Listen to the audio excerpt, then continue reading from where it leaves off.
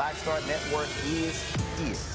Hold no punches! I'm real revolutionary right now. Black power. Support this man, Black Media. He makes sure that our stories are told. Thank you for being the voice of Black America, Roland. Stay black. I love y'all. All momentum we have now, we have to keep this going. The video looks phenomenal. See, this difference between Black Star Network and Black-owned media and something like CNN. You can't be Black-owned media and be scared. It's time to be smart. Bring your eyeballs home. You dig?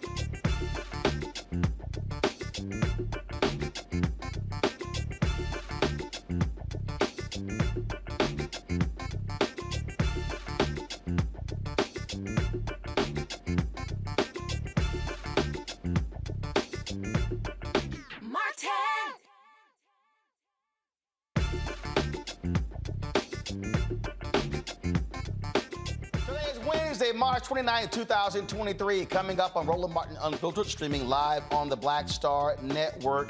The Mississippi community of Rolling Fork is trying to recover from Friday's deadly tornado that killed 25 people across the state. We will speak with the Department of Homeland Security Center for Faith-Based and Neighborhood Partnerships Director about what is happening in the recovery efforts. After a failed presidential run in 2016, former New Jersey Governor Chris Christie thinks he can become president in 2024, and he says he will take on Donald Trump. Dude, stop lying. No, you not. You know this. Irvo Otieno's funeral was held today in Virginia. We will show you what his family attorney, Ben Crump, said at the service, and how the family continues fighting for justice. Also, a new video shows the hours that led up to his death. We will share the security footage that contradicts what deputies reported about his behavior. In our Tech Talk segment, an an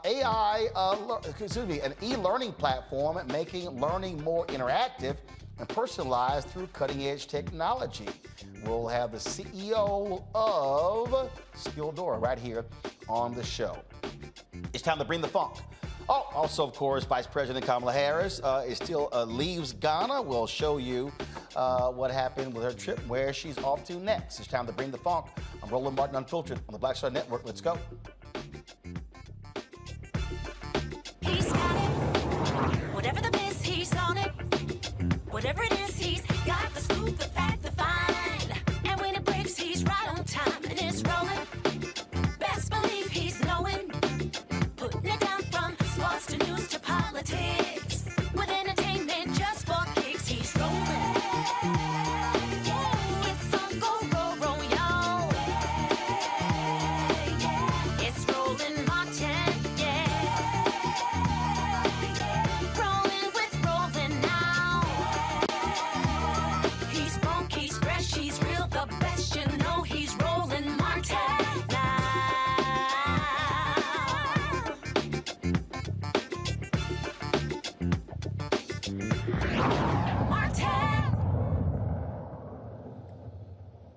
All right, folks, a tornado levels a Mississippi community. 25 folks are dead across the state. Hundreds of buildings and homes were destroyed. An E4 tornado rips through the Rolling Fork community of just over 1,800 people, 1,400 of whom are African American, leaving a trail of destruction for residents to piece back together. Rolling Fork is about 85 miles northwest of Jackson, Mississippi.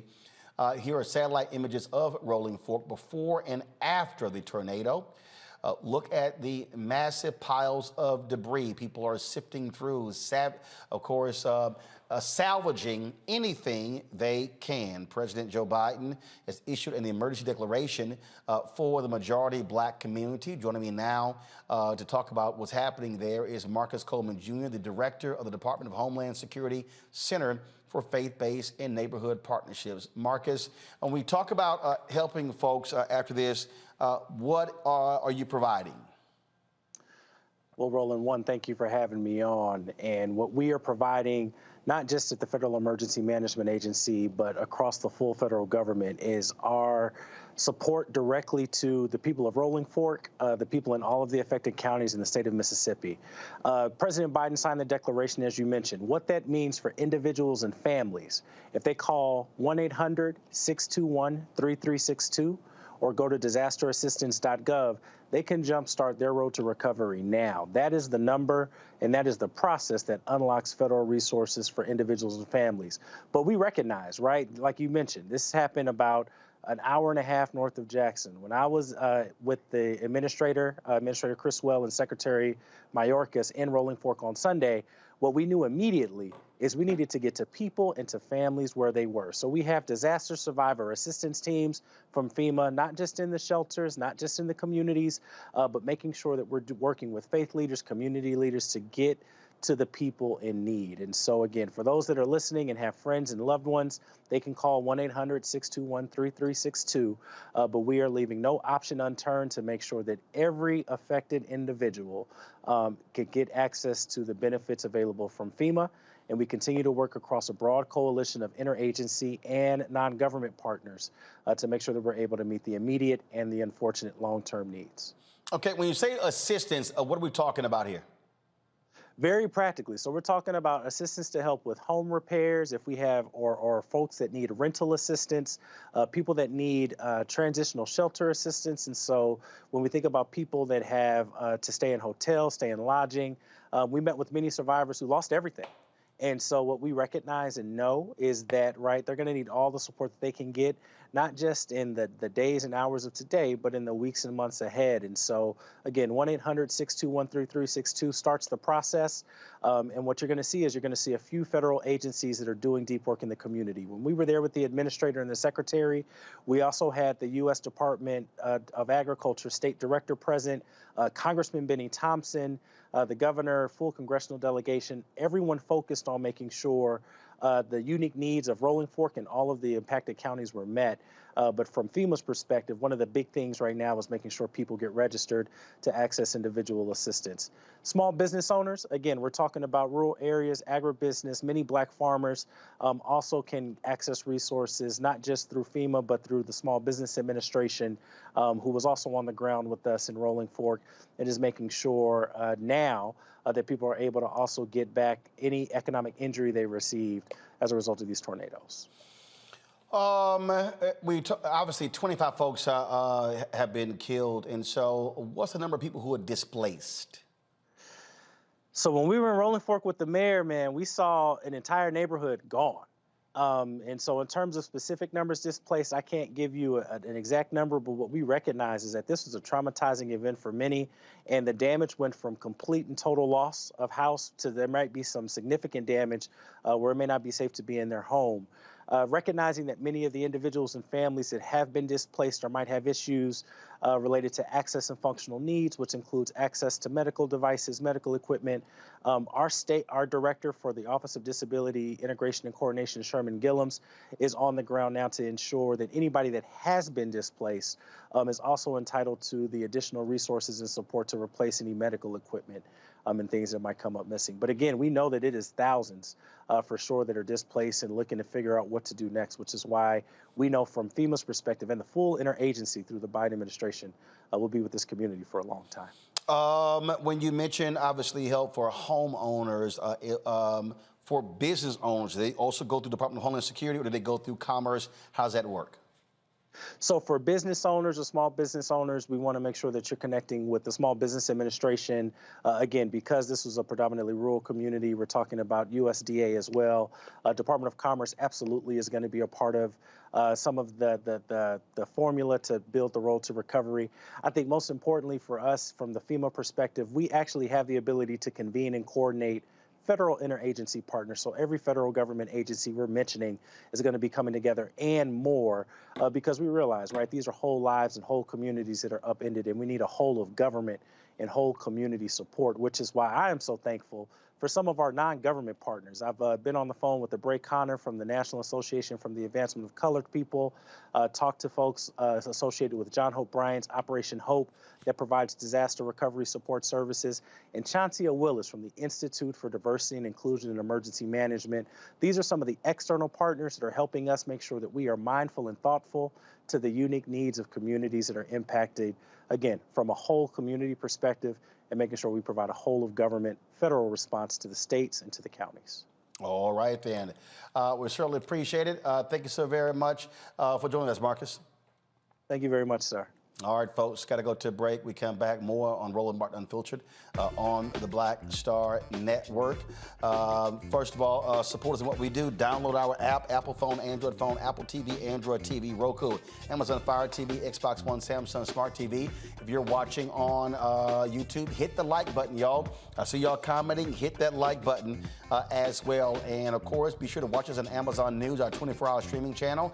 If you got Amazon Fire, click Amazon News, and you can watch not only this show, but all of our content continuously without interruption. You're watching the Black Star Network. Back in a moment. Hatred on the streets, a horrific scene, a white nationalist rally that descended into deadly violence. White people are losing their damn minds. As an angry pro-Trump mob storms the U.S. Capitol, we've seen shots. We're about to see the rise of what I call white minority resistance. We have seen white folks in this country who simply cannot tolerate black folks voting. I think what we're seeing is the inevitable result of violent denial. This is part of American history. Every time that people of color have made progress, whether real or symbolic, there has been what Carol Anderson at Emory University calls white rage as a backlash. This is the rise of the Proud Boys and the Boogaloo Boys. America, there's going to be more of this. Here's all the Proud Boys, guys. This country is getting increasingly racist in its behaviors and its attitudes because of the fear of white people. The fear that they're taking our jobs, they're taking our resources, they're taking our women. This is white fear.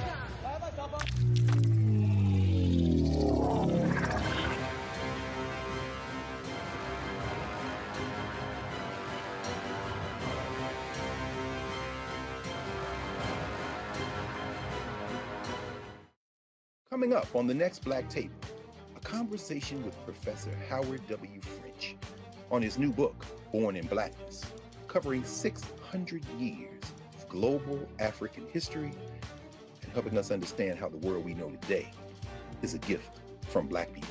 There could have been no West without Africa and Africa. That's on the next Black Table with me, Greg Carr, only on the Black Star Network.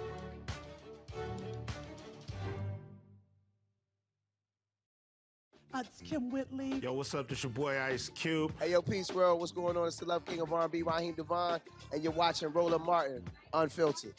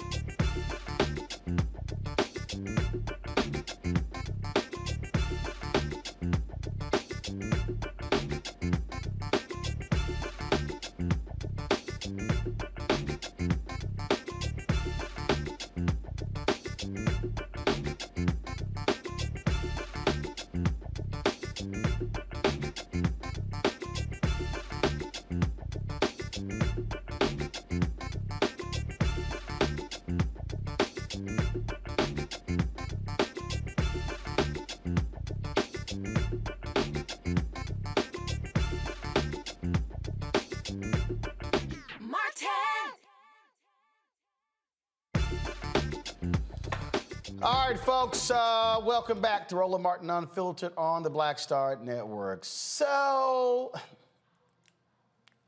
you gotta love all of these Republicans who now they want to talk big and bad about Donald Trump. And who's really running his mouth more than anybody else is, Lord have mercy, Chris Christie. Man, we all remember how Trump just punked him. In 2016. And so he just got punked. Y'all need to be advancing that video. You should be starting with him, not Whoopi. He got totally punked. So he's in New Hampshire, y'all, talking big and bad. Talking big and bad. Watch this. To go, I am your retribution. Guess what, everybody? No thanks. He doesn't want to be my retribution. That's baloney. The only person he cares about is him. You better have somebody on that stage who can do to him what I did to Marco.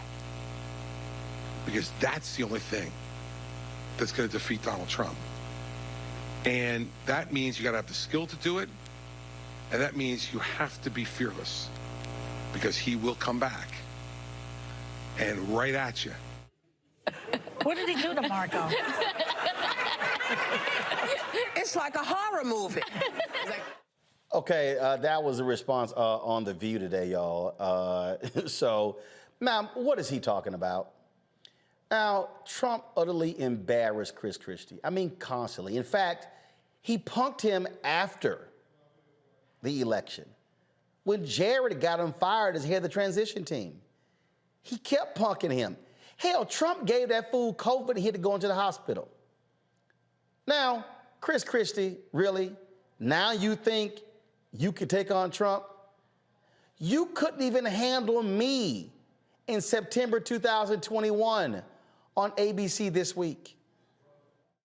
Governor, but the reality is this. You have to admit, Sarah, you have to admit the role that you played in putting the person in leadership who is driving conspiracy theories. It's one thing to condemn them after the fact, but you have to own up to the role that you played in putting the person in power. The time we both ran campaigns against No. Let me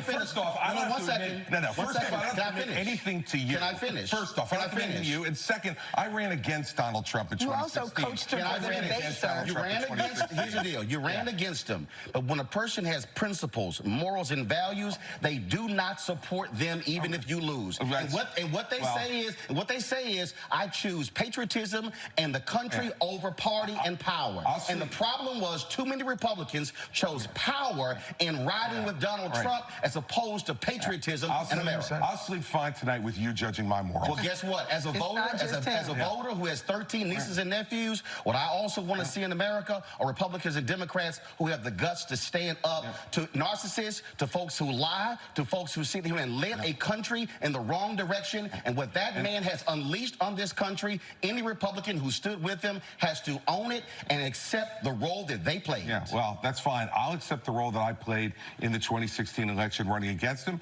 and I'll accept the role... Let him finish his point now. Let him finish his point. And I'll accept the role that I played in my belief that Hillary Clinton was not the right person to be president. We all get to make choices, Roland, in this democracy. I made my choice. I'm on record of my choice, and I'm not walking away from my choice. But it does not preclude me from being able to be critical when the person that I did support does things that I am against. And so this false choice that you're trying to set up, it's a false choice and one that the American people are not going to buy either. Roland, let me just press one other point. Right now, I would argue that the fact that so many Americans can't buy into simple facts is probably the biggest existential threat we face to our democracy. So when somebody speaks up for that, isn't it something to be praised? Facts are critically important. But again, when you support someone who said fake news, when you were truthful and then push that, then when you have the networks and the conservative radio talk show hosts, that whole echo chamber driving that's the problem. I am a native of Texas who is still registered there, and I am dealing with Greg Abbott and Dan Patrick, who is consistently lying and making things up, and you're dealing with that. I'm dealing with people who are changing textbooks, well, here's the deal. I have a very basic principle since I've been a journalist. If you do good, I'll talk about you. If you do bad, I'll talk about you. At the end of the day, I'll talk about you, and somebody has to say what others are afraid to say. Sarah, you get the last word.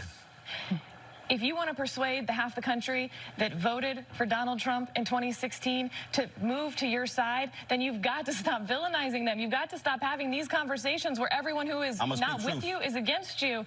And when someone says that Donald Trump did something wrong, you may want to consider praising that and trying to use that to persuade the people who are not going to be persuaded by what you said. That is going to have to be the last word, just to make it obviously continue. I'm sure it will in coming weeks. Lord, Chris Christie was so upset you thought I took his Krispy Kreme donut.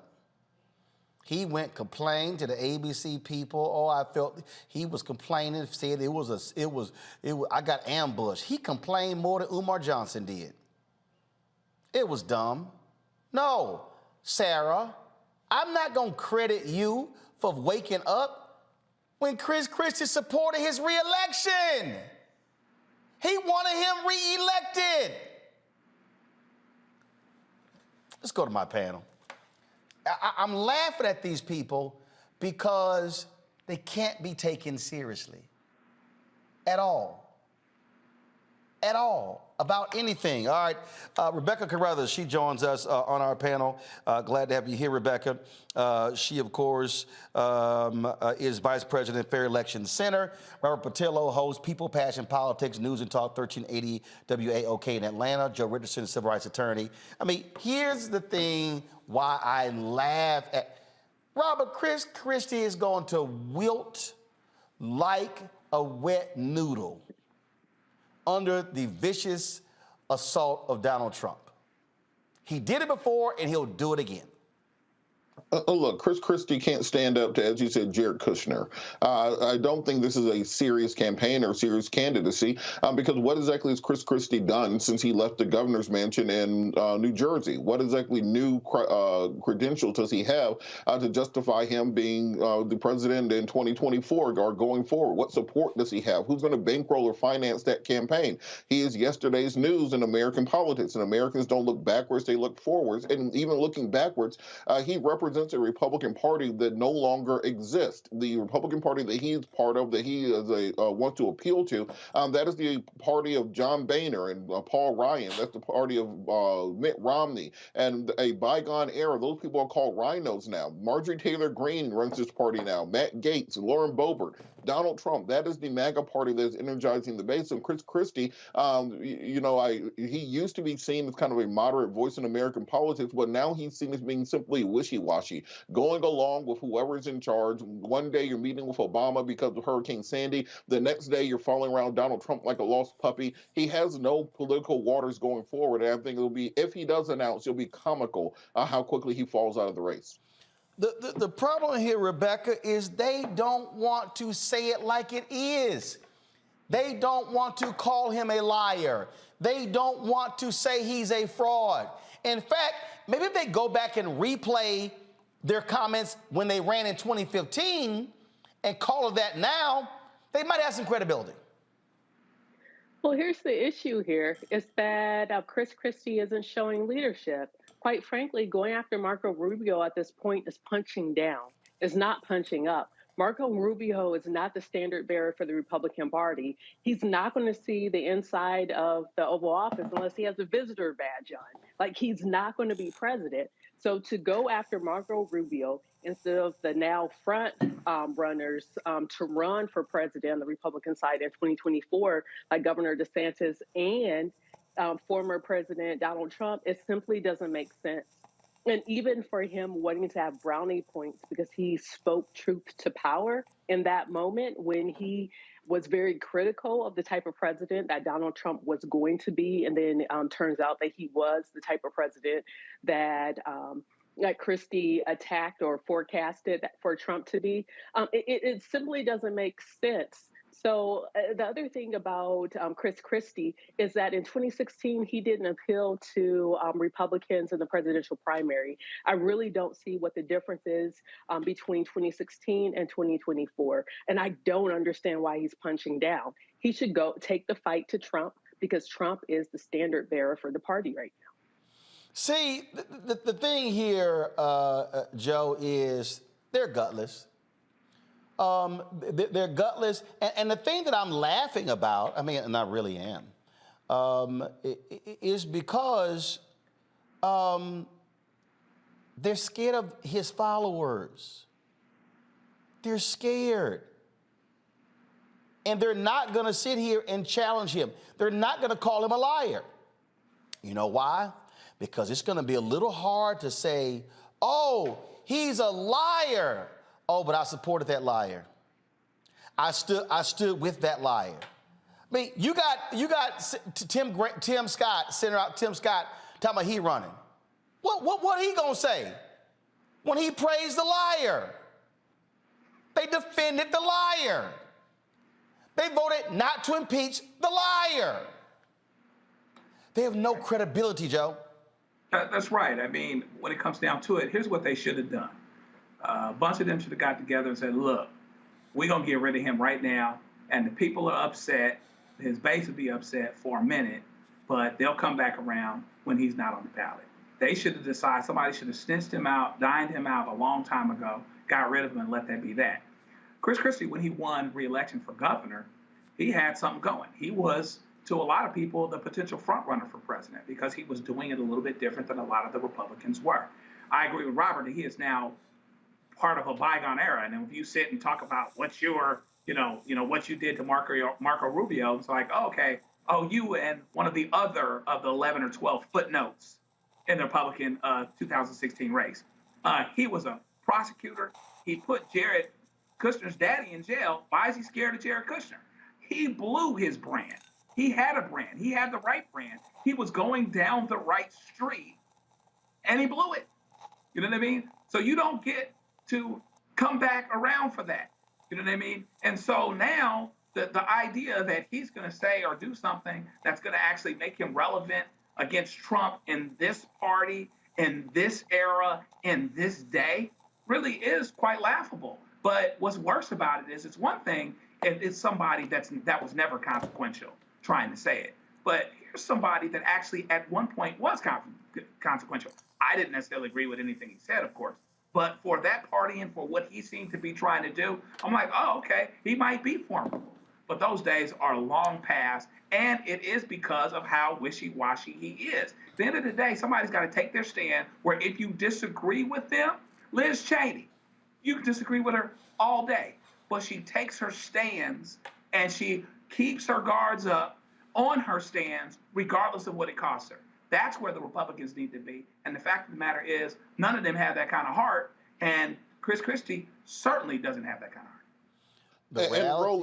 The reality is, folks, they're going to fall in line. And I'm just going to sit here and just enjoy all they do. I'm just going to enjoy to see them dance around the subject, to see them sit here and be unwilling to challenge, because that's what they are. They're not going to say anything about January 6th because they defended it. They're not going to say anything. They're not going to say anything about his constant lying because they defended it. They're not going to say anything about his behavior because they actually sucked up to it. In fact, remember, I'm just going to play this for y'all before I go to the break. I just want y'all to remember a time when Lindsey Graham actually had some credibility, when he wasn't a Trump sycophant, when he wasn't so, and again, so focused on power that he actually had some credibility. You ready for this? Give me 1 second, because I really, because I find this fascinating, y'all. I find it fascinating when I listen to these fools. Oh, go ahead and take it from here. Let's see. The only way we lose this election is to nominate somebody that cannot grow the party's vote among minorities, young women, and the coalitions we need to win. If you nominate Trump and Cruz, I think you get the same outcome. You know, whether it's death by being shot or poisoning, does it really matter? I don't think the outcome will be substantially different. Here's my take. Dishonest, which is Hillary Clinton in the eyes of the American people, beats crazy. I think Donald Trump's domestic and foreign policy is gibberish. I think Ted Cruz has a reputation of being ideological to a fault, and that when it comes to problem solving, he will have a very difficult time proving that he is a problem solver. When it comes to the immigration issue, he has doubled down on a line of attack that's hurt us with Hispanics. I think he would be easy prey to basically stereotype as being too rigid to be president. I think that his no exceptions for rape and incest will be a tough sell with young women.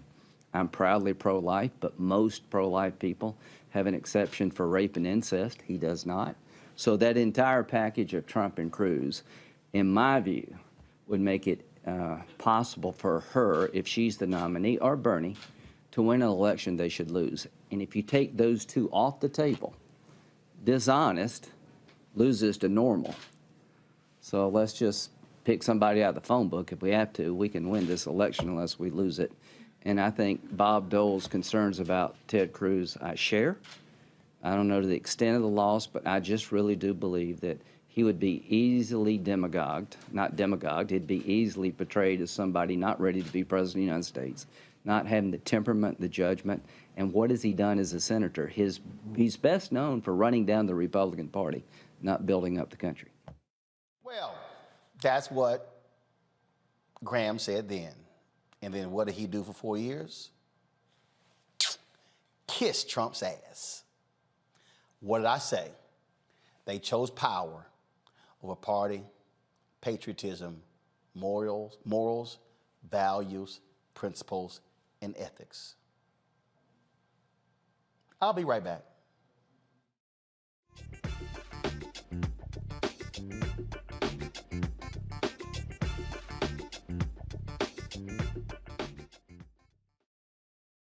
When you talk about blackness and what happens in black culture, we're about covering these things that matter to us, speaking to our issues and concerns. This is a genuine people-powered movement. There's a lot of stuff that we're not getting. You get it, and you spread the word. We wish to plead our own cause.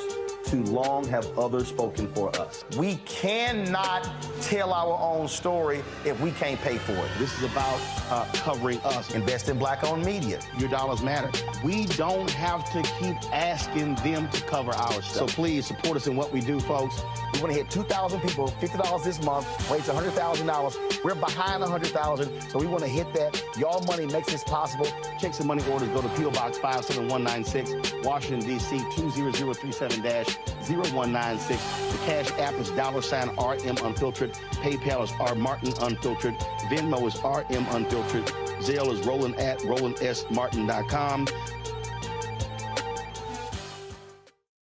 On the next A Balanced Life with me, Dr. Jackie, Re-Entry Anxiety.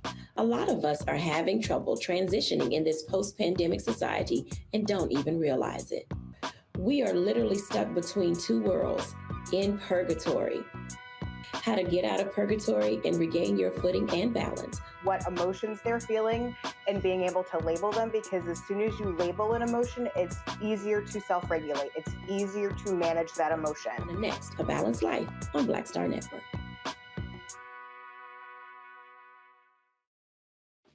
My name is Charlie Wilson. Hi, I'm Sally Richardson Whitfield. And I'm Dondre Whitfield. Hey everybody, this is your man Fred Hammond, and you're watching Roland Martin, my man, Unfiltered.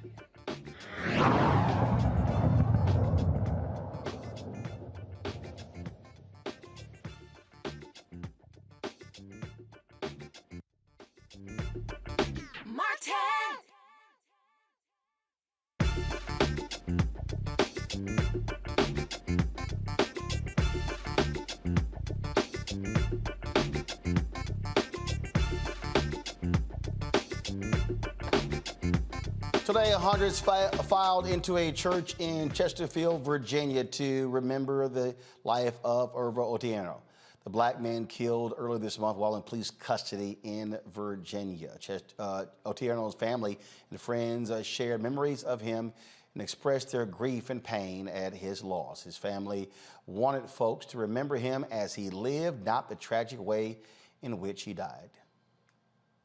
Irvo was slow to anger and quick to forgive. To me, Irvo represented more than just a black man in America. He represented a black man in Kenya. He represented sisters in Kenya. To me, Irvo's life gives me purpose. The community has responded graciously. Thank you. We couldn't do this without you. Thank you for dropping food off. Thank you for running errands. Thank you for your phone calls. Thank you for your emails. Thank you for your donations. Thank you for your support. The image of which I see here in front of me today is exactly who Irvo's neighborhood looks like. To say goodbye to my son, Otieno. When I took my son to the hospital, this is not what I envisioned. I didn't think my son was not coming home. But son, this is where we are. And I'm sorry. Son, you are a great man. You are gentle and slow to anger. When attacked, you responded. You stood up against intimidation. You stood up against hate, racism, and microaggression. The family attorney, Ben Crump, he also spoke. your head and you say, but he had handcuffs on his wrist. And he had leg irons on his leg, Reverend Jones, and he was face down. And they piled on top of him. And my God, Councilman Jones, less than 3 years after George Floyd, why would any law enforcement officer put their knees on a man who is restrained and face down? But we see it on the video. And they stayed on him, Leon.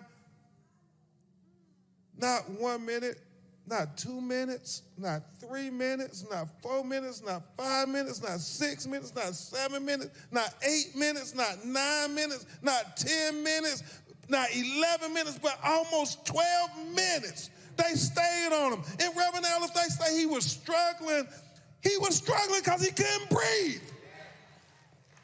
And they try to say, well, technically it's legal. So we go back to the letter from the Birmingham jail when Martin Luther King reminded us, just because they say it's legal, that don't make it right.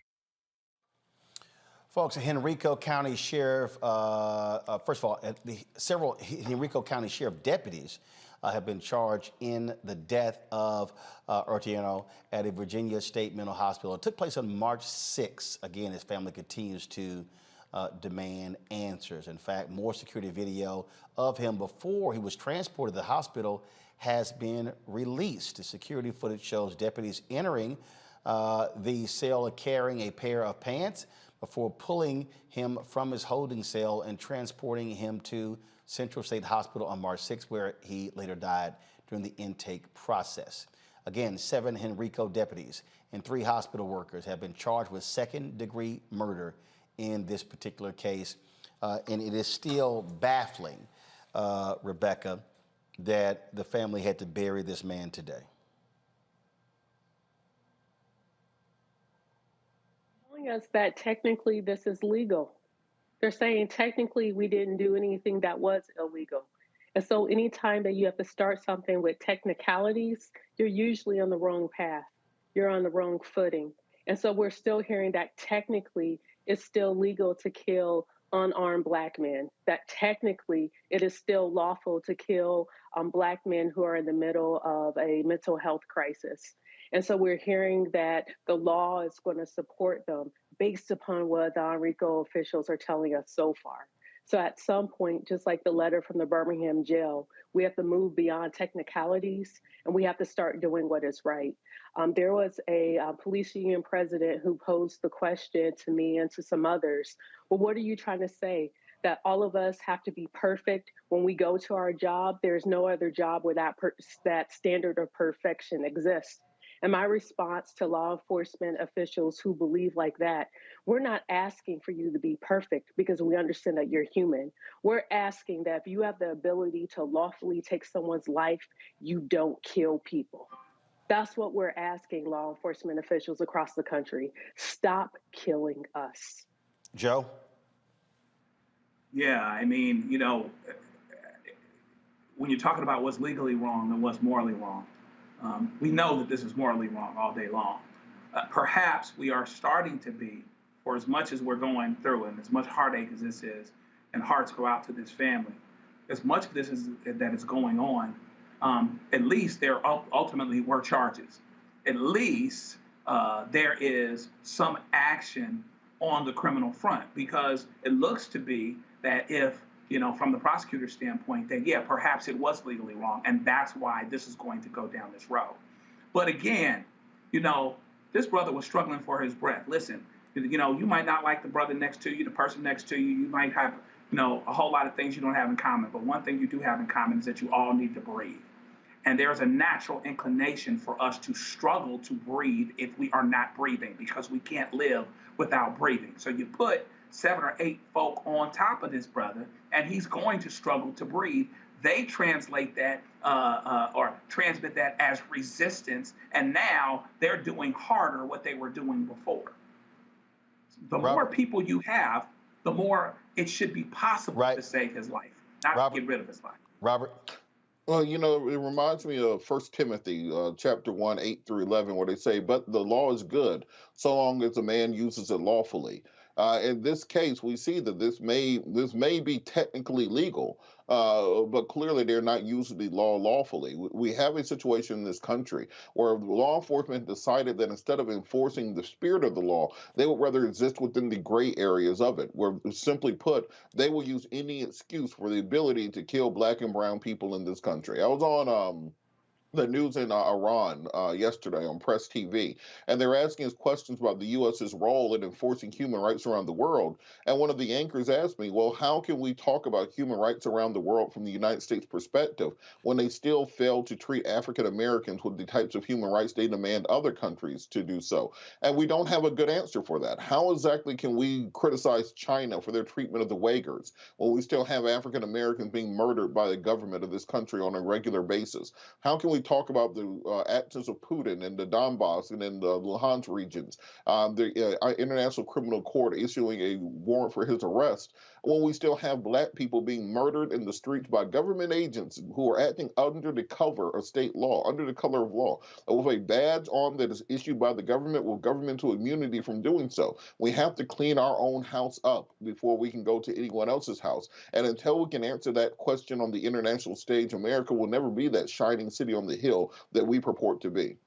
Indeed, indeed. All right, folks, hold tight. When we come back, we'll talk Vice President Kamala Harris ending her trip in Ghana, and now she is in Tanzania. We'll tell you about her day 3 in Ghana and what is next on her next piece of her 7-day leg to the motherland. You're watching Roland Martin Unfiltered on the Black Star Network and YouTube. Hit that like button, y'all. We should be at 1,000 likes by now. Shouldn't have to take us 2 hours to get there. Also, download the Black Star Network app, Apple phone, Android phone, Apple TV, Android TV, Roku, Amazon Fire TV, Xbox One, Samsung Smart TV, and of course, you can also watch us on Amazon News. If you got Amazon Fire, go to Amazon News. You can check us out. And don't forget, your dollars make it possible for us to do what we do. Folks, trust me, I am fighting this battle for us to get advertising dollars, but it's critically important that we're able that you're able to support us in all that we do. And so please, again, contribute to us. Send your check and money orders, P.O. Box 57196, Washington, D.C. 20037-0196. Cash App, $RM Unfiltered. PayPal, R Martin Unfiltered. Venmo is RM Unfiltered. And Zelle is Roland at RolandSMartin.com, Roland at RolandMartinUnfiltered.com.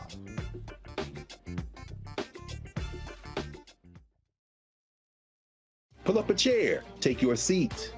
The Black Table with me, Dr. Greg Carr, here on the Black Star Network.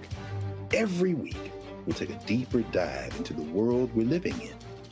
Join the conversation only on the Black Star Network.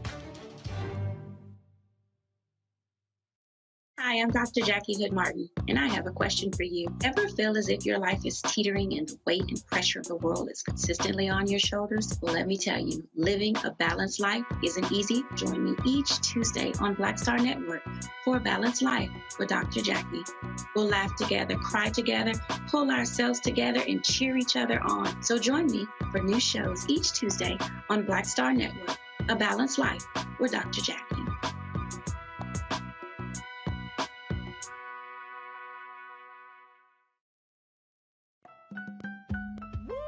We're all impacted by the culture, whether we know it or not. From politics to music and entertainment, it's a huge part of our lives, and we're going to talk about it every day right here on The Culture with me, Faraji Muhammad, only on the Black Star Network.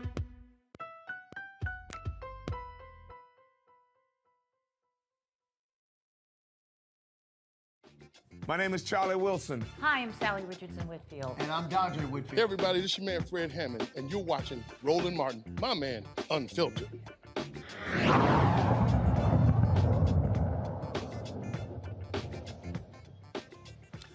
All right, folks, Vice President Kamala Harris has ended her initial stop in Ghana. Today, she met with some women entrepreneurs. Here's some photos the White House provided us of that meeting. She met with some female entrepreneurs, where she also announced more than $1 billion in private sector commitments to empower women across the continent. The investment will help digitize women-owned businesses, provide access to capital, health care, and education, and combat gender-based violence. As part of this, the Vice President announced a new fund, the Women in the Digital Economy Fund, alongside the Bill and Melinda Gates Foundation. The White House says this fund will help close the global digital gender divide. Now, she left Ghana and is now, of course, has made her way to Tanzania. Here's some footage of her arrival in Tanzania. This is on her next step. Guys, roll the video. Thank you very much. And so she's there with the second gentleman, Doug, as well. They were, like I say, arriving there. While they were in, of course, were in Ghana, she made her visit yesterday to one of the slave dungeons. The vice president is going to be in the motherland, hitting several countries over the course of a week. Here's what I find to be interesting. Y'all keep rolling the video here, but here's what I find to be interesting here, Joe. If you watch mainstream media, it's as if she's in hiding. And people are always whining and complaining. I remember Chris Christie was on ABC. Oh my God, we never hear from her. We never see her. She's literally in the motherland, making the visit there, and these folks act like nothing is happening. Joe, you're on mute. Oh, shit. Oh, I'm not on muted. Now you're on. Now you're on. Okay, sorry about that. She's, shoring us up all over the world, but nobody's talking about it. And so it's terribly unfortunate because there's this narrative that she's disconnected from the president, that they're not together on the same page, and that she doesn't bring anything or enough to the table, when in fact, she's a large part of the reason why Joe Biden won. You forgot Joe Biden never ran a good campaign until James Clyburn and Black America thought that we wanted him to win over Bernie Sanders, and that changed everything, and she was a big part of that. So she's going to continue to do her job. Hopefully, the media coverage gets a little bit better. To be honest with you, this is the first media coverage I have seen on it, to your point. And so hopefully that gets a little bit better, because she is not this faceless and nameless person. She's the second in power, and she's on her job. See, this is why, what I keep trying to tell people is, Rebecca, why Black-owned media matters. It's because who else is covering this? Yeah, the vice president does a really good job and is very well received each time that she goes abroad. When Kamala Harris was in Asia, she was very well received. And so whichever continent that she goes to, she is very authentic in how she shows up and how she represents the country abroad. And she really connects with folks around the world. And that simply isn't shown in mainstream media within the United States. Even when she travels domestically, like, we never see the coverage. Like when she was recently in South Carolina, we really didn't see much coverage in mainstream media with all of the work that she's doing and how well received she is, not just internationally, but even beyond the Beltway. I'm hoping with Stephanie Young returning to work for administration and to be senior advisor to Kamala Harris's team, I'm hoping that changes how media starts to interact with the office of the vice president. Robert. I think we have to put this against the backdrop of how important this trip is indeed for the vice president. Just in the last 2 weeks, we've seen China broker a landmark agreement between Iran and Saudi Arabia, ending the decades-long Cold War existing within the Middle East. And then going directly from that, President Xi having a 3-day trip with Vladimir Putin, and then reaffirming their strategic friendship, their strategic partnership. The reason that is significant is if you think back through 500 years of colonial history, in any time there's been an agreement between a European nation and a quote-unquote developing nation or a non-European nation, this is the first time that I can remember where the non-European nation is on top in that negotiation, where Russia is now basically a vassal, where China is in suzerainty over the Russian Federation currently because they need their help that much. The reason China is in this position is because over the course of the last decade, while America was doing quote-unquote America first under Trump, China was investing in their Belt and Road Initiative, putting trillions billions of dollars into developing nations in Africa and across the Middle East and South America, building up diplomatic gravitas there. And many of those countries are more closely aligned with China than the United States of America. This trip from Vice President Harris was about reestablishing America's interest in and their activity within the African continent, not just militarily where we have troops stationed there, but in the humanitarian front and also on the development front. We cannot go dollar for dollar with China where they're building ports, building airports, building entire parliament buildings on the continent. But this is a first step in reestablishing that America will play on the economic playing field within the developing world, and that we will no longer be on this America first footing that's put us a decade behind in development. Well, the thing that people have to understand here, Rebecca, is that when we're talking about Africa, 54 countries, the motherland, we're talking about the youngest continent. The United States had damn well better have some type of relationship with these African leaders. Yeah, we really should understand that by 2050, I think 1 out of 4 people on the planet will live on the continent of Africa. And so we really need to understand that the continent of Africa should be one of our main trading partners or sets of trading partners across 54 countries. And here's the other thing. I would say for Black entrepreneurs in America and Black business owners, don't wait for the United States government to start that trade partnership, but actually figure out how can we connect business to business with African Americans and Black folks in Africa. I think we should really go ahead and take the lead on it, because I'm not sure that the types of administrations that we've had really focused on that. And again, I'm sorry, go ahead. Oh, no, I was going to say, Roland, you can actually do an entire sequel to your book, White Fear, and do White Fear Global. Because if you look at reproduction rates in Europe, they're at 1.5%. We need to be at 2.2% to be at replacement levels. So as Rebecca just said, the population growth that we're going to be seeing in the latter half of the 21st century is going to be in Africa and in South America and in Oceania. Because of this, you're seeing many European governments there now experiencing the exact same white fear there that you're seeing happening here in the United States of America, whether it's Giorgia Meloni, the neo-fascist Mussoliniite in Italy, whether it's Orban, whether it's Lukashenko, whether it's the Brexit movement, which is about closing off immigration in the UK. So this is becoming a global white fear pandemic that we're falling into. And when it comes to investment, many of these developing nations, particularly African nations, aren't really in a hurry to go back and be friends with the same people that colonized them and enslaved them. And that's why China has the upper hand when it comes to diplomacy and diplomatic favor across the globe. We're going to see a very different world in the latter half of this century than we've seen over the course of the last 500 years.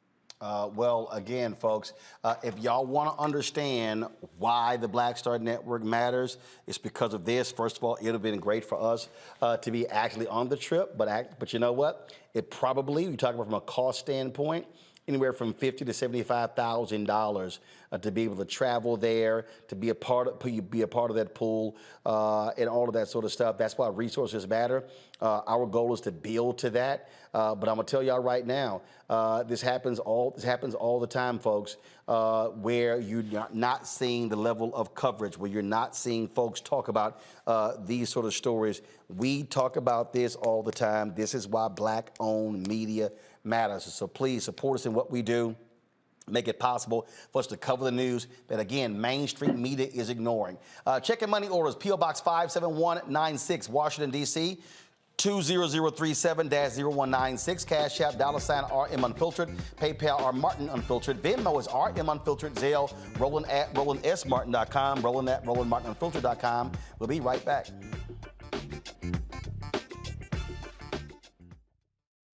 Hatred on the streets, a horrific scene, a white nationalist rally that descended into deadly violence. White people are losing their damn minds. As an angry pro-Trump mob storms the U.S. Capitol, we've seen shootings. We're about to see the rise of what I call white minority resistance. We have seen white folks in this country who simply cannot tolerate Black folks voting. I think what we're seeing is the inevitable result of violent denial. This is part of American history. Every time that people of color have made progress, whether real or symbolic, there has been what Carol Anderson at Emory University calls white rage as a backlash. This is the rise of the Proud Boys and the Boogaloo Boys. America, there's going to be more of this. Here's all the Proud Boys, guys. This country is getting increasingly racist in its behaviors and its attitudes because of the fear of white people. The fear that they're taking our jobs, they're taking our resources, they're taking our women. This is white fear.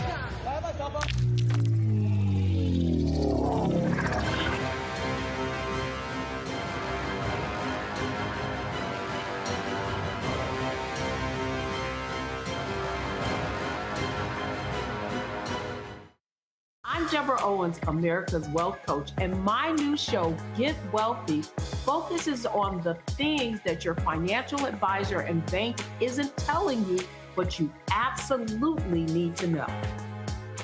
So watch Get Wealthy on the Black Star Network.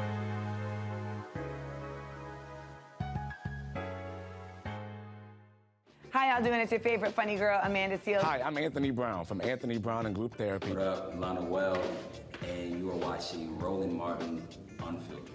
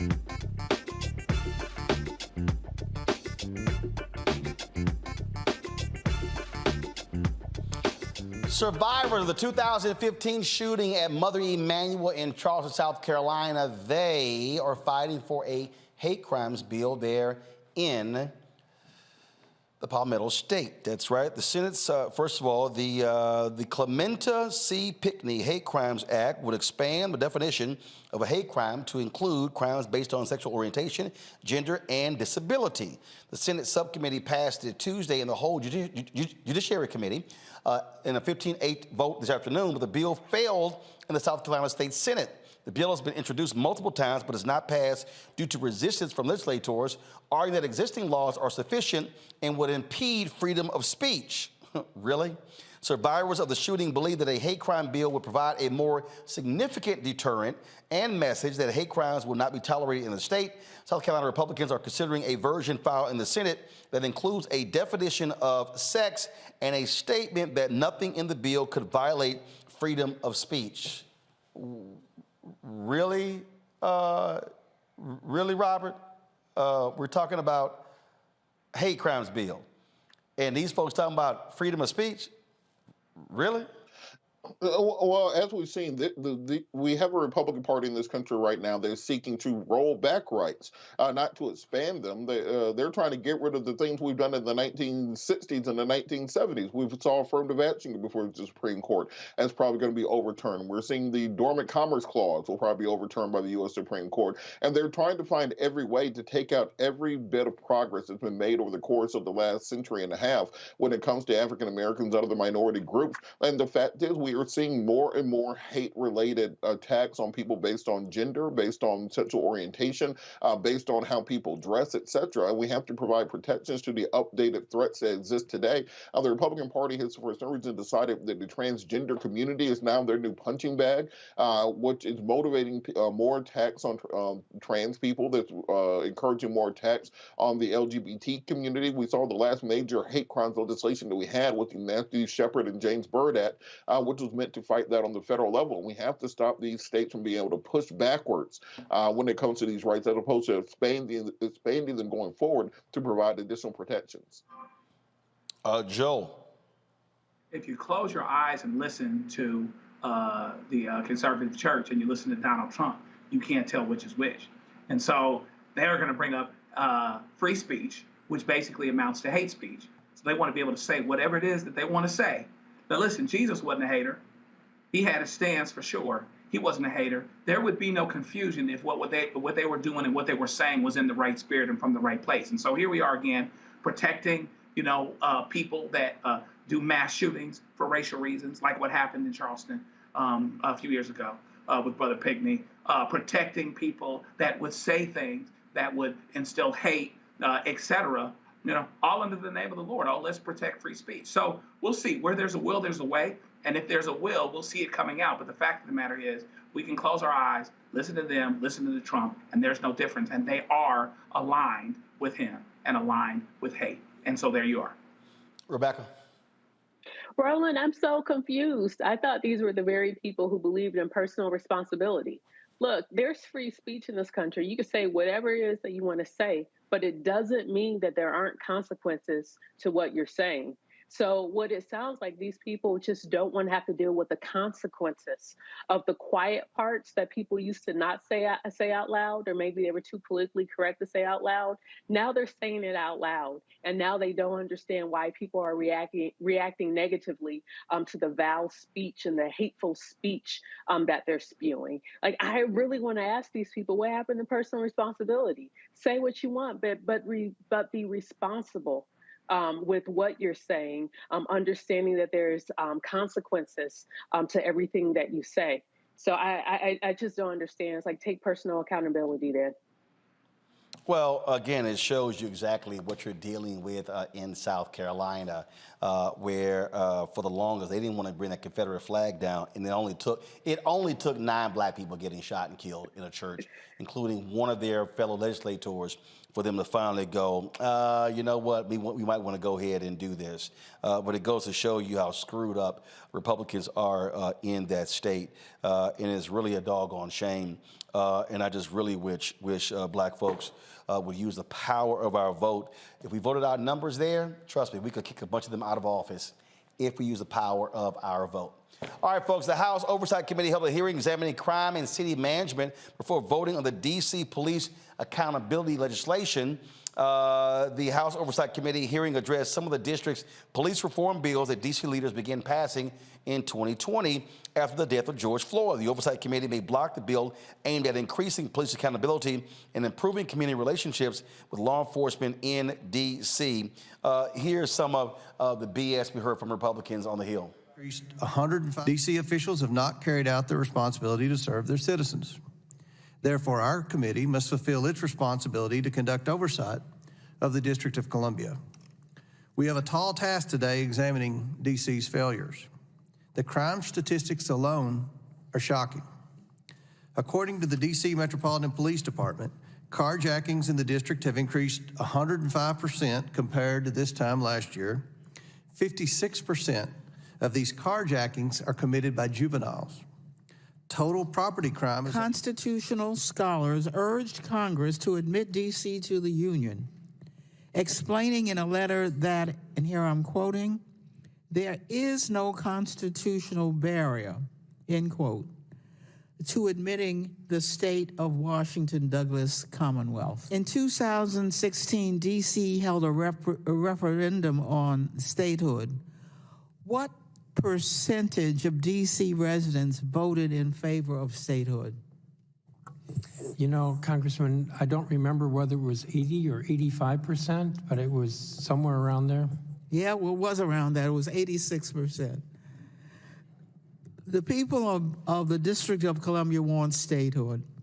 They want voting representation in Congress. They want to govern themselves like everybody else in this country. Congress has the authority to admit the state of Washington, Douglas Commonwealth. It is time for Congress to pass the D.C. statehood bill.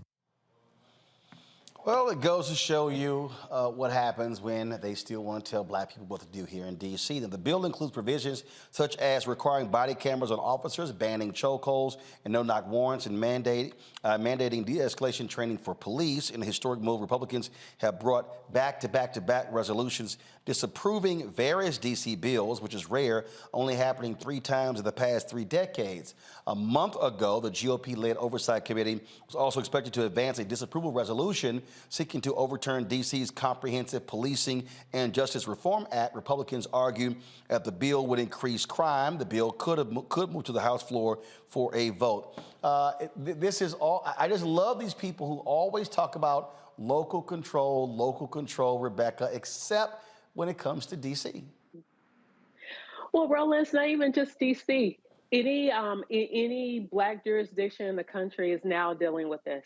Or even when we think about black prosecutors that we now have across the South, like in Georgia, where we see now there's a piece of legislation that's advancing to the governor's desk that would have oversight for local prosecutors. We're seeing that happen de facto with state attorneys in Florida. So we see wherever black folks have power, then all of a sudden we're seeing that there are conservatives and there are members of the Republican Party who are saying, oh no, we don't want that type of power. Joe. Yeah, I mean, really, at the end of the day, they find their pragmatism, their inner pragmatism when it's time for looking for police accountability. D.C. government passes things related to that. And so now here comes Congress to have oversight and to break their only, regular rule about local government control. Meanwhile, the biggest crime that I saw take place in the last couple of years in D.C. was on January 6th. But they don't want to talk about that. In the South and in other places in the country, again, they are going after oversight, where they're actually overseeing judges, where they're trying to get to a place where even locally picked people that were picked by local citizens, often black citizens, don't have the say that they're supposed to have constitutionally. So it goes on and on and on, and I think we're going to continue to see it because of this fear, this white fear that you talked about, this fear of people being in charge of their own destiny, and how that shakes out, particularly as it pertains to making agencies and institutions accountable that they don't want to be accountable. Robert? It's interesting to me that this entire conversation that you hear from the Republican Party about, well, there's crime and there's carjackings, etc. But then when it comes to Donald Trump, all of a sudden, all that law and order talk goes out the window. Like, hey, you don't need to prosecute him for all the crimes that he did.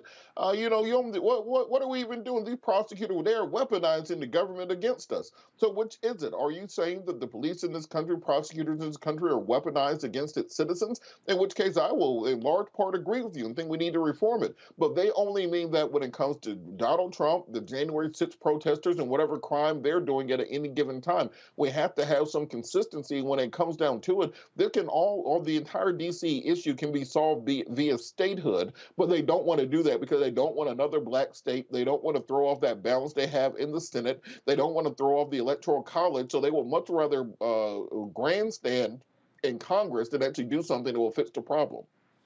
All right, speaking of Congress, Congresswomen Cori Bush and Ayanna Pressley, they have launched the Gender Equity and Justice Caucus in Congress. Pressley and Bush explained why this caucus is vital during a news conference today on the Hill. So we're here today because we believe it is time that Congress affirms the Equal Rights Amendment as the 28th Amendment to the Constitution. And we are organizing Congress by launching this caucus to make sure that equality becomes enshrined in the supreme law of our land. It is time Congress makes constitutional gender equality a national priority. It is time that Congress centers the people who stand to benefit the most from gender equality. We're talking about and including Black and brown women, the LGBTQ+ community, people seeking abortion care, and other marginalized groups. We're here because from the start, people like me and many of my constituents were intentionally written out of our nation's founding document. That ain't right. The absence of foundational equality allows discrimination to persist and injustice to fester. One example of this discrimination and injustice is the fact that on average, women make 77 cents on the dollar in comparison to men. Now, we've heard that over and over again. Yeah. So, as striking as this statistic sounds, it only really became real to me when I sat down and I actually did the math for myself in my own life, and I realized exactly how much was missing. Pass that mantle over, that it's important that this movement in this moment be led by those and centered by those who stand to benefit the most from the passage of the ERA and who have been ignored, left out, and left behind in our founding document and often not given the credit they deserve in this fight. So we paid that tribute to many of these sheroes in the People's House to register officially into the congressional record their contributions to the movement, because for so long we have either been erased or relegated to a footnote in history. And so I hope this representation, this demonstration here today of a truly multiracial, multi-generational coalition affirms that there will be no erasure any longer. All right, folks, got to go to a break. We'll be back on Roland Martin Unfiltered on the Black Star Network. Don't forget, if you're on YouTube, hit that like button, y'all. We want to hit 1,500, 2,000 likes every single day. It impacts the algorithm. And don't forget, you can also do the same. Hit the sharing button on. First of all, let me see, because Facebook keep tripping. Especially with our numbers. And I keep telling y'all what Facebook is doing. Facebook is actually blocking our content from getting out, and I'm always showing you this. And just so y'all know, here's a perfect example. Y'all see it. So yesterday's show, you saw us talking about Seattle police reform and Vice President Kamala Harris. Okay, see, this is what I don't understand. You want to show our Facebook trips, y'all? So this is a perfect example. Yesterday's show, we talked about Seattle police reform, Vice President Kamala Harris in Ghana, a lawsuit in Virginia, education bills in Texas. We covered your post because it may show graphic content. There was literally no graphic content in yesterday's show. I'm curious. That's how confusing it is. For me and Facebook. I don't understand why they would cover it, but that's what they do. Okay, so it's nuts. That's what they do. So I'm always checking to see for them, because like I say, they love to sit here and block what we do. And you sort of when you go to the page, you sort of pull in here.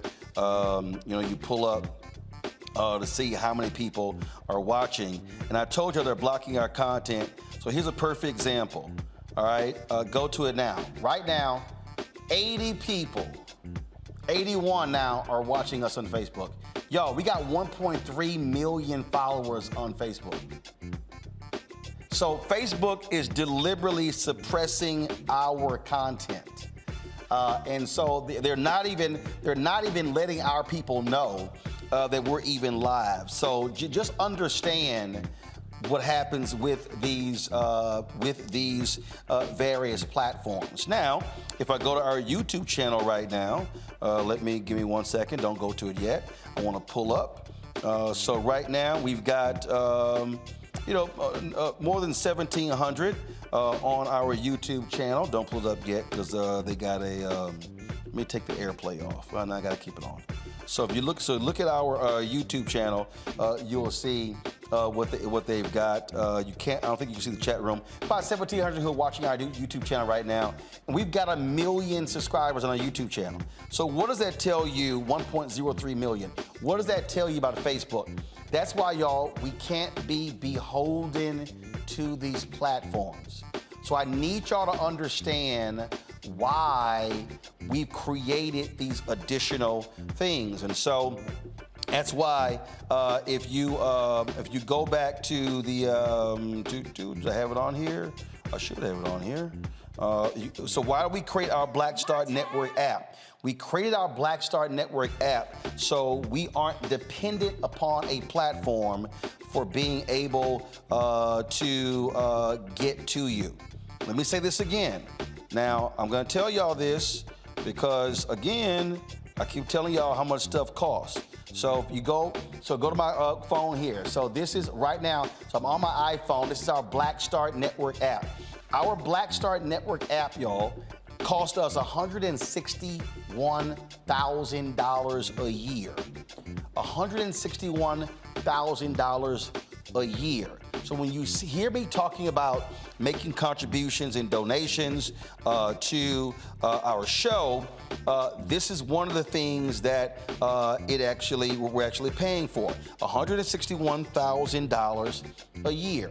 We do this because we don't want to be in a situation where we are beholden to a platform.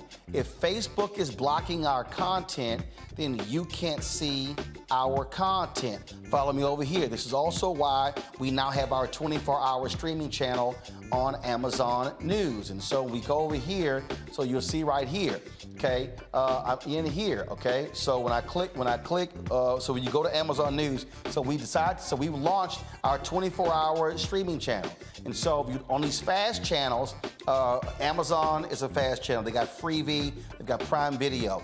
You've got Philo, Fubo, Pluto, Zumo, Samsung TV Plus. You've got Vizio TV, LG. All of these are what are called fast channels. So fast channels are these streaming platforms that allow for you to watch your content. Well, guess what? If you go to Amazon News, we actually have our 24-hour streaming channel on Amazon News. And so when you go to Amazon News and you go down here and you go right across, you see ABC, NBC, CBS, Bloomberg, all of these people. Guess what you're going to see on here? Black Star Network. We're the only, so you see all of these networks that are down here. They're all here, okay? And so all these networks, we're here as well. You're talking about we're the only Black news and information network that is on here. When I go up to here, go back to news. When I go up to the top here, you'll see when I go to live. If I go down to live under my channels, you see the Griot down there, but then you see Black Star Network. So we're on here as well. But our OTT platform is important because we completely control our OTT platform. This is our way of getting our content out to our audience that we were not blocked by any platform. So we got 1.3 million people who follow me on Facebook, 1.03 million subscribers on YouTube. We would really prefer to have 1 million downloads of our app. That way, we're guaranteed to get our information out to you, and nobody is controlling us. And so your support matters. Check your money orders. Go to P.O. Box 57196, Washington, D.C. 20037-0196. Cash App is $RM Unfiltered. PayPal R Martin Unfiltered. Venmo is RM Unfiltered. Zelle, Roland at RolandSMartin.com. Roland at RolandMartinUnfiltered.com. We'll be right back.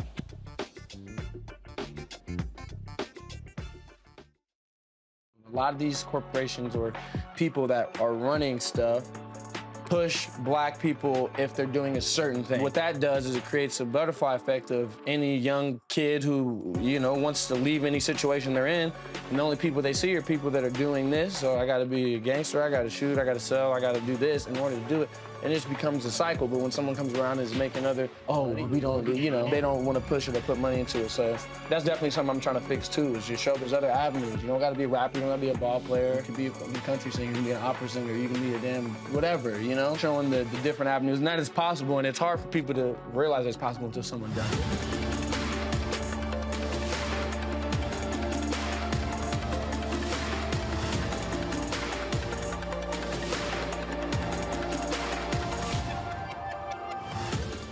On the next A Balanced Life with me, Dr. Jackie, Re-Entry Anxiety. A lot of us are having trouble transitioning in this post-pandemic society and don't even realize it. We are literally stuck between two worlds, in purgatory. How to get out of purgatory and regain your footing and balance. What emotions they're feeling and being able to label them, because as soon as you label an emotion, it's easier to self-regulate. It's easier to manage that emotion. The next, A Balanced Life on Black Star Network. Hey, I'm Antonique Smith. Hey, I'm Arnez J. Hi, this is Cheryl Lee Ralph, and you are watching Roland Martin, Unfiltered.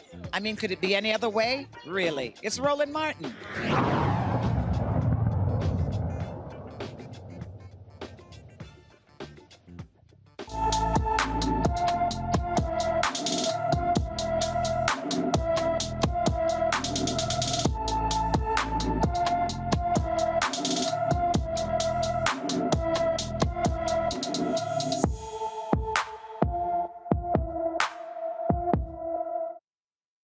Go. Kavia Hopewell has been missing from Knoxville, Tennessee since February 1st. The 17-year-old is 5 feet 10 inches tall, weighs 180 pounds with brown hair and brown eyes. She also has a nose piercing. Anyone with information about Kavia Hopewell is urged to call the Knox County, Tennessee Sheriff's Office at 865-215-2243, 865-215-2243. You know, we were talking about earlier, we were talking about, again, the Vice President's visit to the motherland and what's going on there. And the thing that continues to jump out, folks, when we talk about coverage, when we talk about issues that matter to us, is that we're operating in a world where we are not setting the tone. What I mean by that is we are not the ones who are in control of the messaging. Yesterday, I had an opportunity to visit with, there was a black press, a black media gathering. It was black-owned media, but also black journalists who work for mainstream media outlets, who had a roundtable with Secretary of HUD, Marsha Fudge. And the reason that was important is because the opportunity to find out what they're doing. And the thing here, Robert, is that there's so many things that are happening in the administration that you're not seeing on these other platforms. And it's why I keep saying to the Biden administration, I say this to governors, to mayors, and others, if you're waiting on mainstream media to cover it all, you're going to be waiting. Because the reality is, on television, they cover the same 3, 4, 5, 6 stories all damn day. And I'm like, what are you doing? And so when I'm out thinking about black-owned media and advertising, you know, I get these people, man, you out here always begging, but they don't understand. We see example after example of things that are happening in our community that no one knows about. Secretary Fudge said something yesterday. She said, of the 4 women who were in the meeting yesterday, they control 7% of America's gross domestic product. That was in the meeting we had yesterday.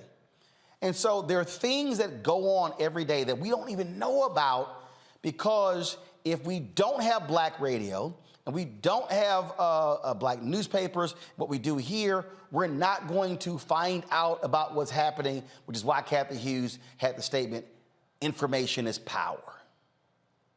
Well, Roland, now you're seeing why Noah became a drunk. Imagine telling people every day that it's going to rain and nobody's listening to you.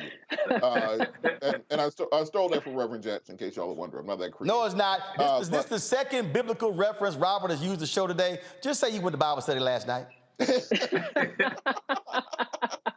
It's Easter season, Roland.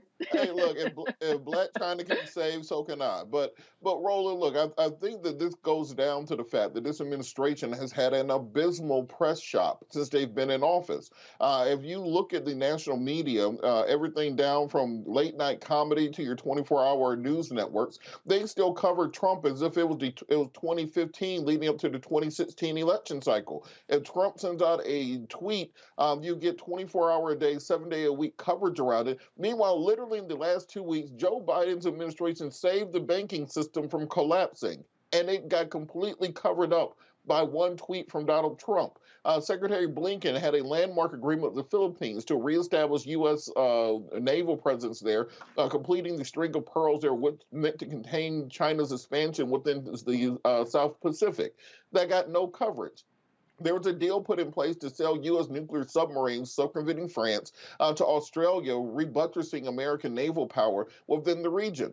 No coverage. So at some point in time, the administration has to understand you have to get your press shop in order, where instead of you waiting on these cable networks and for individuals to cover these things, you are sending out surrogates. There should be a surrogate from the administration on your show 3 or 4 days a week.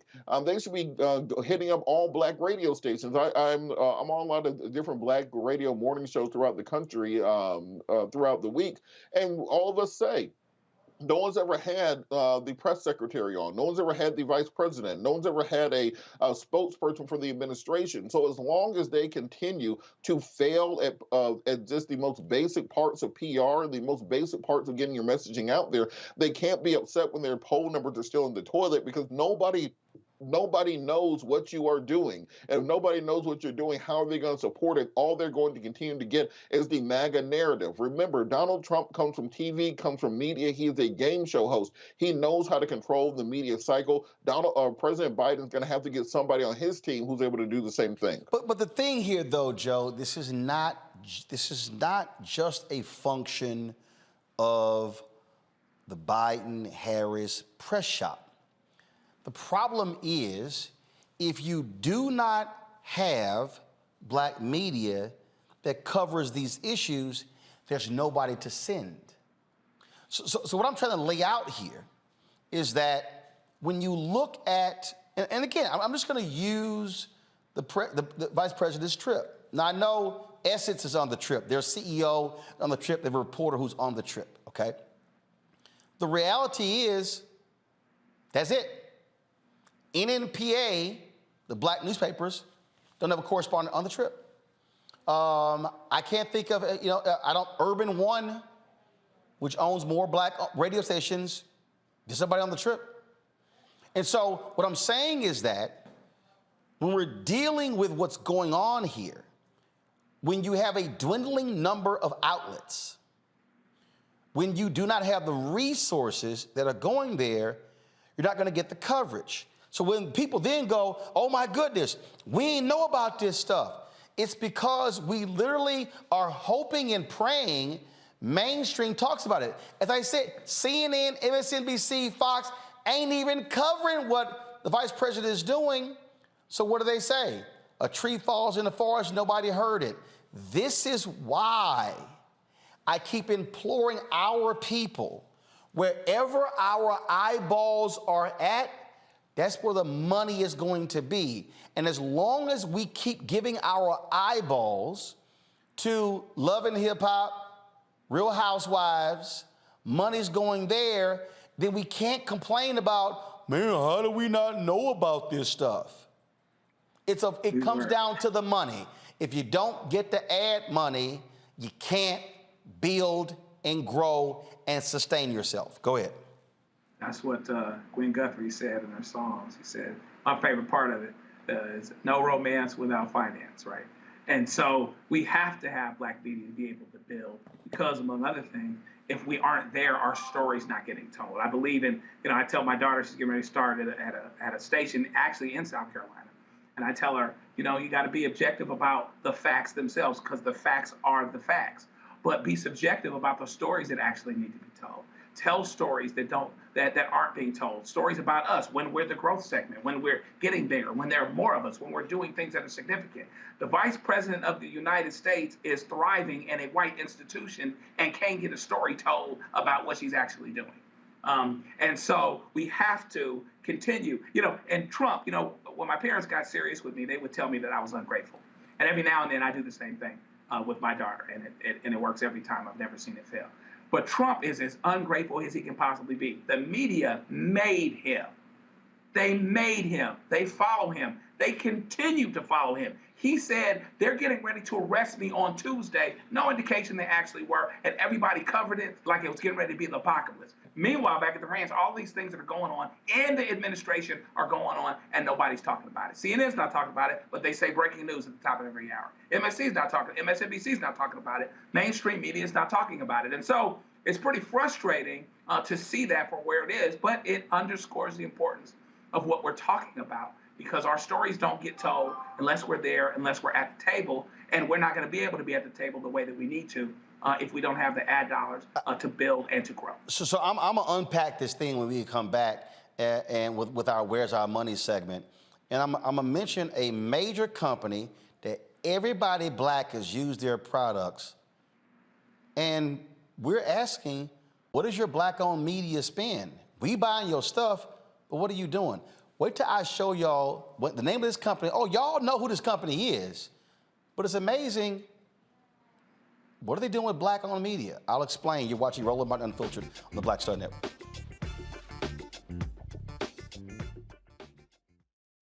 When you talk about blackness and what happens in black culture, we're about covering these things that matter to us, speaking to our issues and concerns. This is a genuine people-powered movement. There's a lot of stuff that we're not getting. You get it, and you spread the word. We wish to plead our own cause. Too long have others spoken for us. We cannot tell our own story if we can't pay for it. This is about covering us. Invest in black-owned media. Your dollars matter. We don't have to keep asking them to cover our stuff. So please support us in what we do, folks. We want to hit 2,000 people, $50 this month, raise $100,000. We're behind 100,000, so we want to hit that. Y'all money makes this possible. Checks and money orders go to P.O. Box 57196, Washington, D.C. 20037-0196. The Cash App is $RM Unfiltered. PayPal is R Martin Unfiltered. Venmo is RM Unfiltered. Zelle is Roland at RolandSMartin.com. Hi, I'm Dr. Jackie Hood Martin, and I have a question for you. Ever feel as if your life is teetering and the weight and pressure of the world is consistently on your shoulders? Well, let me tell you, living a balanced life isn't easy. Join me each Tuesday on Black Star Network for A Balanced Life with Dr. Jackie. We'll laugh together, cry together, pull ourselves together, and cheer each other on. So join me for new shows each Tuesday on Black Star Network, A Balanced Life with Dr. Jackie.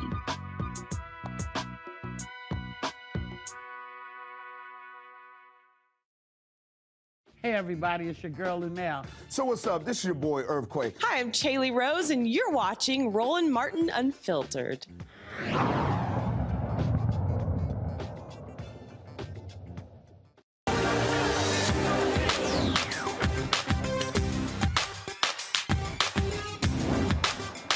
We've been frozen out.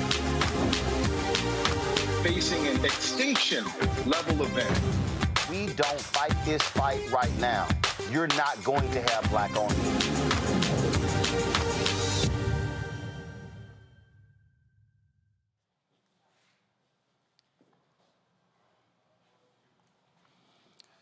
All right, folks, welcome back to Roland Martin Unfiltered. So, are you familiar with this company? Let's see here. Do you have it up? Okay, here we go. Y'all familiar with this company here? Let's see here. Okay, for some reason, we're not able, why is it not pulling up? Let me just double check it here. Give me 1 second, y'all. I know, I'm gonna pull it back up because it keeps going in and out, so. Okay, all right.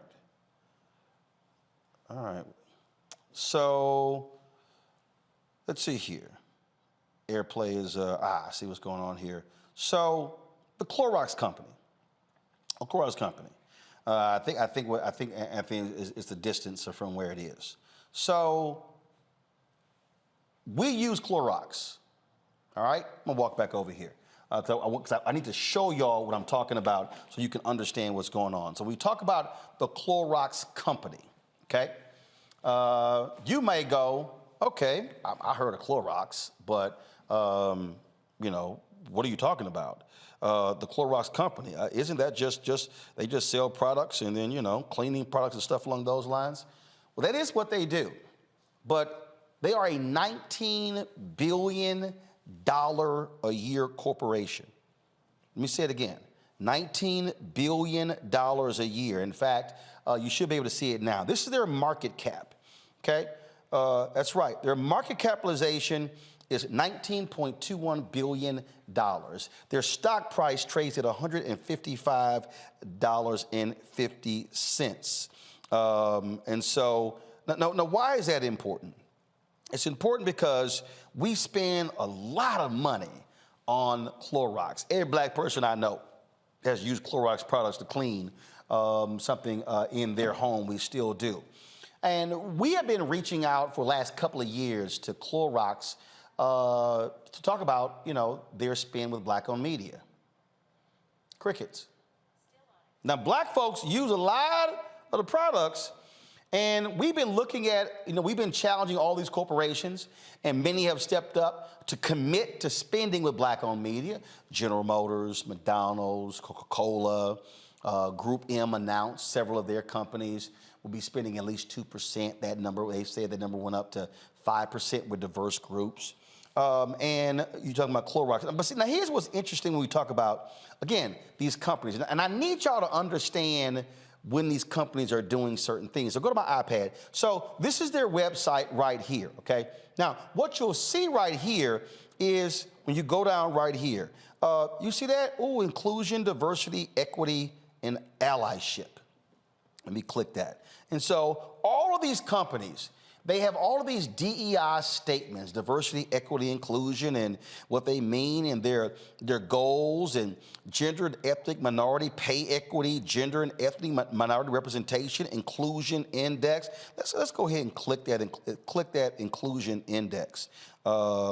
Not sure if they have it. You know, let me just click more, what their goals are. And again, leadership team and all this sort of stuff like this. And so here's the inclusion index. In terms of the inclusion index for women was 82%, people of color 76%, the total company was 81%. I have no idea what the hell that means. I have no idea what that means. With their inclusion index. See, I told a company this here. I told a company that I don't praise you because of press releases. I don't praise you because of, you know, posts you put on social media. I said I praise you based upon direct deposits. It's really what you do.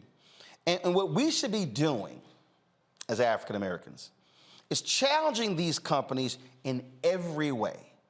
Not just what money do you spend with black-owned media, but you have law firms you do business with. Are you using black law firms? You have PR firms. You have event planners. You have transportation companies. You have catering companies. You have an array of accounting. Do you have a black accounting firm? There's an array of professional services that all of these companies utilize. And what often happens is when we start asking these questions, all of a sudden you start looking at numbers, and the numbers don't all add up in these companies. And so we're challenging them because, like right now, you can go to my iPad. I mean, this is the executive team of Clorox. This is them, their CEO, Linda Rendell. And you're going on here. And so the executive, the black executive is a sister. She's the VP and Chief Diversity and Social Impact Officer. Now, let me explain why that's sort of a problem. And again, I don't know the sister. I got nothing against the sister. But the problem in corporate America is that these are not what we call P&L responsibilities, meaning that you don't have any profit and loss responsibilities. So when you're in one of these jobs, how is that really an important factor? So when you don't have any African Americans who are on, when it comes to the executive team, who are in those P&L responsibilities, well then it is a problem. Now, again, when I think about the board, they do, here's the board, can go to my iPad, please. This is their board of directors. And so you see who their board members are, various people. And there is a brother on here, and I've met Christopher before, and I plan on reaching out to Christopher. Christopher J. Williams, he's the chairman of Siebert Williams Shank and Company, LLC. Like I say, I met Christopher a number of times.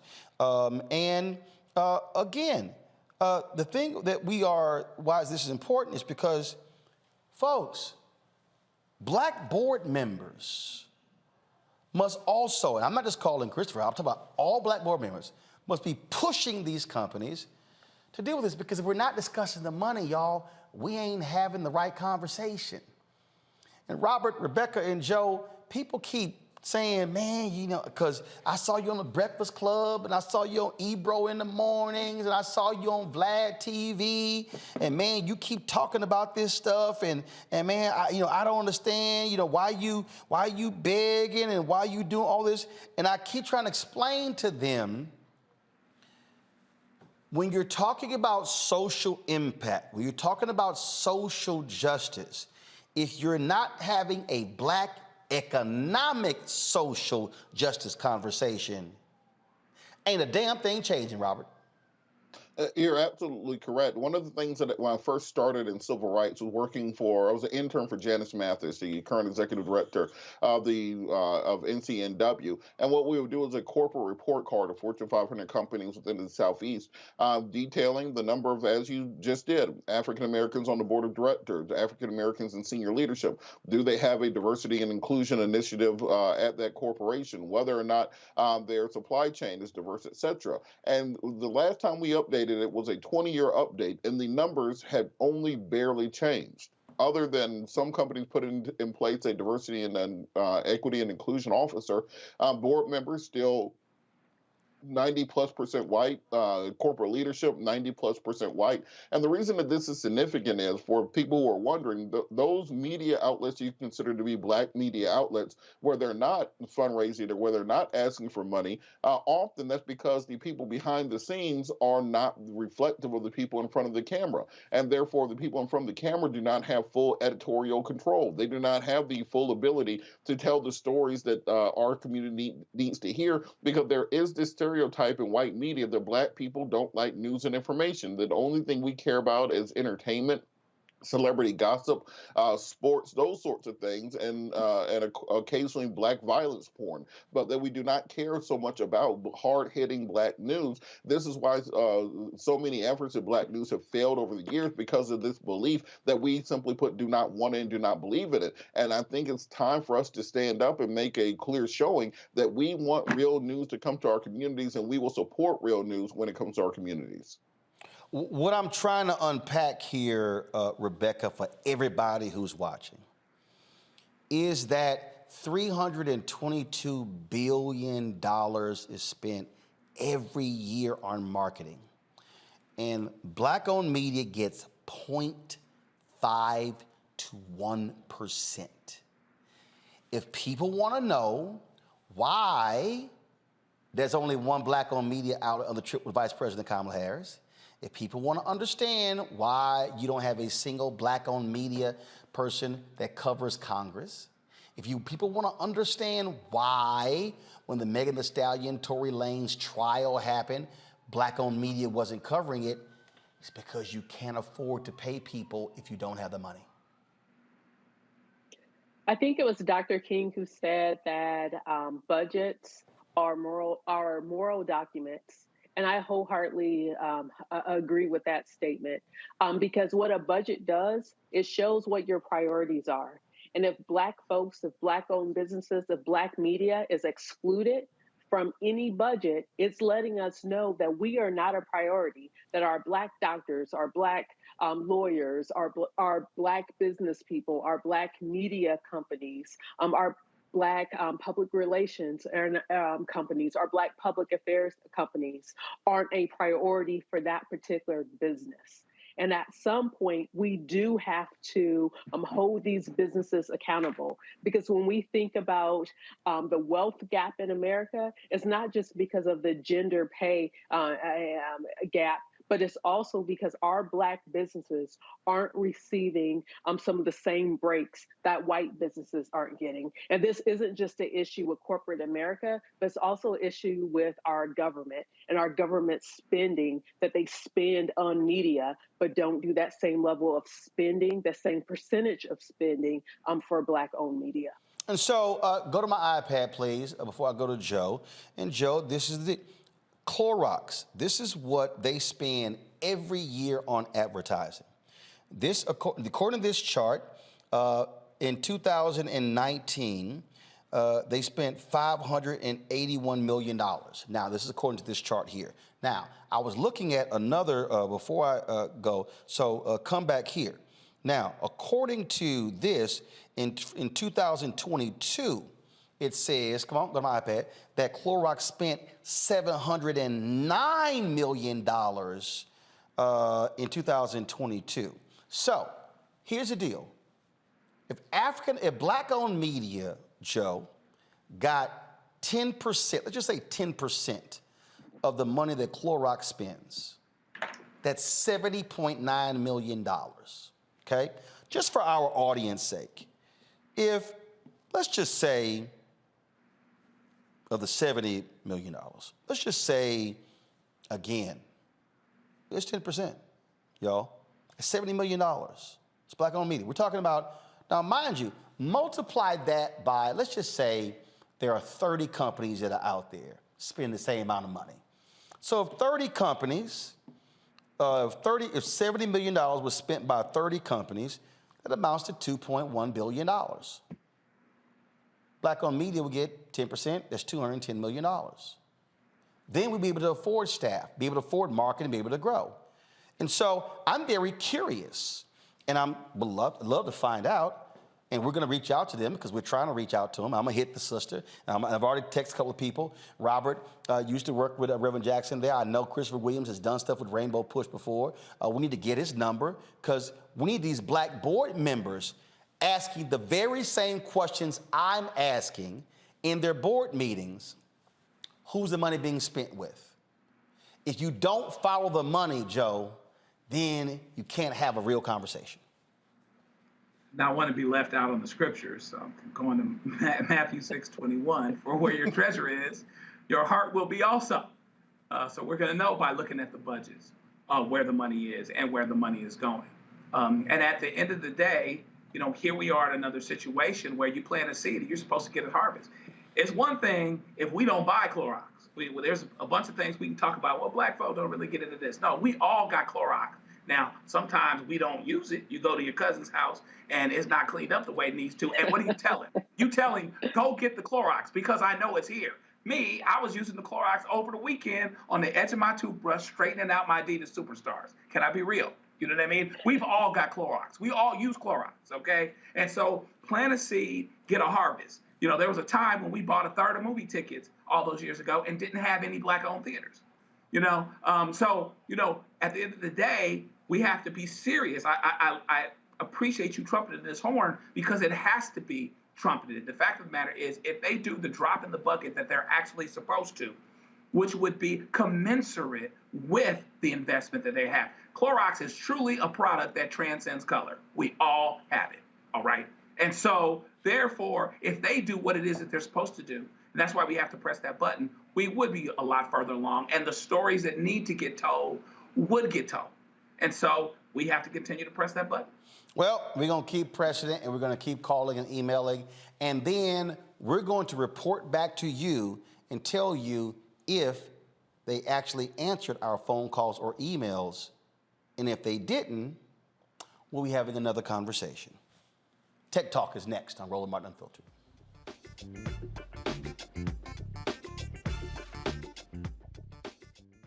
Hatred on the streets, a horrific scene, a white nationalist rally that descended into deadly violence.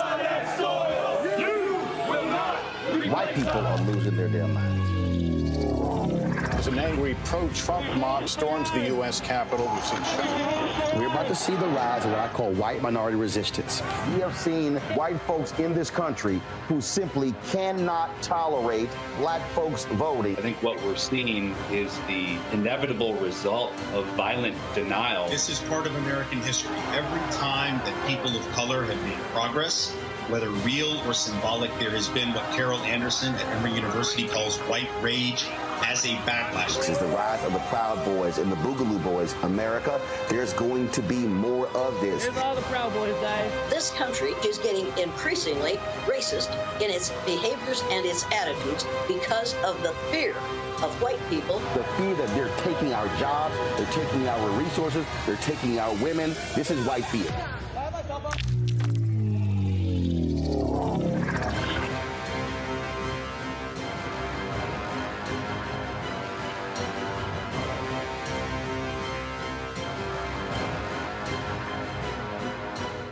Hi, I'm Vivian Green. Hi, I'm Wendell Pierce, actor and author of The Wind in the Reeds. Hey, yo, Peace World, what's going on? It's the Love King of R&B, Raheem Devon, and you're watching Roland Martin, Unfiltered.